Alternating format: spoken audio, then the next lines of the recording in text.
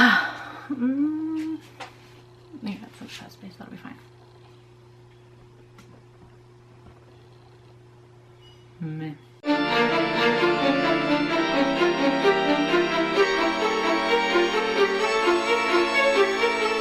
Hey there, creepy peeps, and welcome to another Weird Wednesday video and a creepy book club. It hasn't been that long since my last one, I don't think. What was the last one I did? The last one I did was... I think I talked about my favorite horror books, which I kind of said was a creepy book club, but not really. I think the last one I actually did was a Shirley Jackson book as well, right? We Have Always Lived in the Castle. What was the last one I did? Well, today we're going to be talking about another one of her books.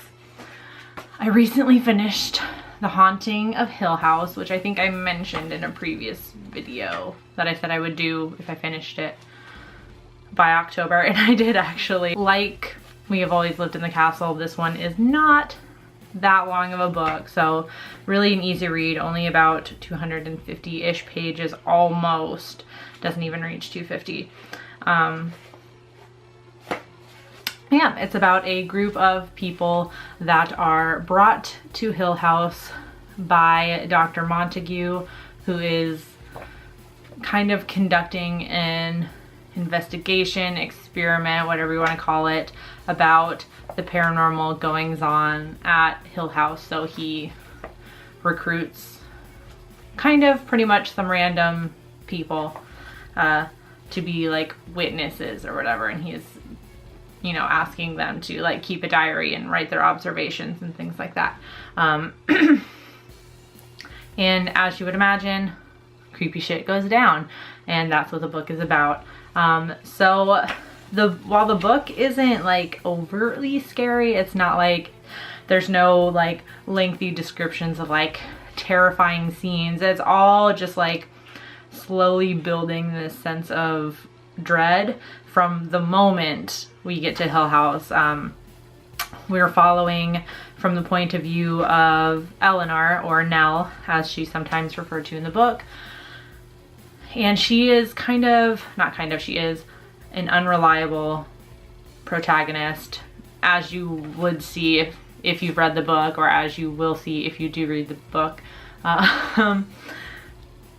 She's really unreliable. You don't know if what is happening is the result of her like broken mind, or if it's the result of Hill House. But this definitely reminds me of Rose Red. Rose Red, where the house pretty much is, it's not like there are different entities within the house, like people, like spirits from people in the house. It's like the house is the entity. It's the thing itself. It's conscious. It's aware of what's happening, and it is actively trying to get a certain someone to join the house, make it one of its own. I don't really know how to describe it. Yep, so it kind of puts its focus onto Eleanor, of course, our protagonist who we're following. That's what makes her unreliable. You don't know if she's, you know, she was already on the brink of a psychotic break and this just pushes her over the edge, or if it's the house doing it to her. My theory is that it's a little bit of both. If you've read this, or if you're planning to read it, you will see you get a little bit of Eleanor's background, so you could kind of understand how her mind would already be like primed to just, you know, break and shatter, and then like any supernatural happenings in the house could just like push that over the edge. But at the same time, you could also see how it could be the house doing that to her. I think her mind was already there, and the house chose her because of that reason, because she was so already close to a psychotic break, so she became, you know, the prime subject to get to join the house. I don't really know what that means. That's not really defined at all in the book, so it's really left up to you. Just like the ending, it's quite an ambiguous ending. Jackson really just leaves it up to the reader to decide what happens to Eleanor. I have my own opinion, which I'm not going to share for fear of spoilers, but I have my own thing that I think happened.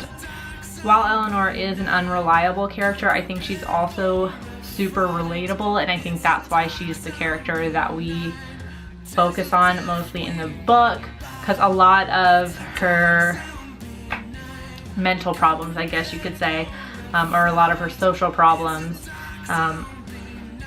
come from her having to take care of her mother for most of her life until her mother's death, which she blames herself for, of course, but she hasn't really had, sorry, I'm like scratching my back while I'm talking, but she hasn't really had a lot of social interaction at all, so she's very socially awkward and things like that. And I think a lot of us can relate to that, or feeling out of place or feeling socially awkward. Excuse me. We can all relate to that on some level. And I was reading, interestingly enough, oh, I remember when I talked about this book. It was a horror block because the Rue Morgue magazine on the cover was Shirley Jackson. And of course I read about her in the magazine because I thought that was an interesting topic. And I guess The Haunting of Hill House had a lot to do with Shirley Jackson's own life. At this point, this was the second to last book she published before her death. I think the last one was We Have Always Lived in the Castle. That was the last one. But if you think about it, both of those books actually really relate to her own life. I guess she had really strained relations with her mother and her sister, which, if you read this book and you hear Eleanor's background, it's basically the same thing. And Jackson also was suffering from agoraphobia at the time. So, I mean, she sets up this maze-like house where there's, you know, inner rooms in here that have no windows, like you're completely blocked in, like, so she sets up like this maze-like house, which makes sense. And then when I was reading that article, it also related to We Have Always Lived in the Castle. Like, they hole themselves up in their house and stay there forever. So there's a lot of her, you know, personal life at this time that she put into this book.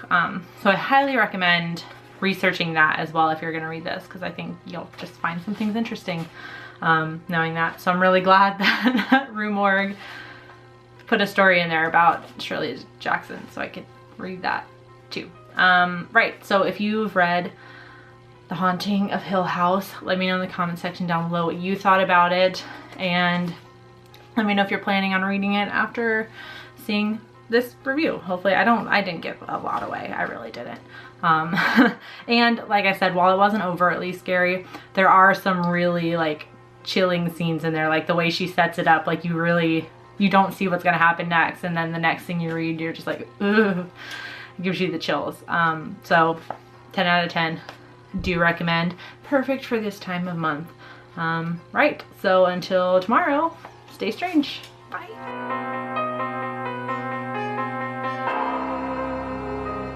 Alright guys, be sure to follow me on all of my social medias over here and other places. Just search Nightmare Maven and you're sure to find me. I'll be posting lots of Halloween type goodness this month, as it is October, and you can subscribe by clicking right down here to follow me the whole month. I'm doing 31 days of horror, so there's a new horror movie review every single day this month.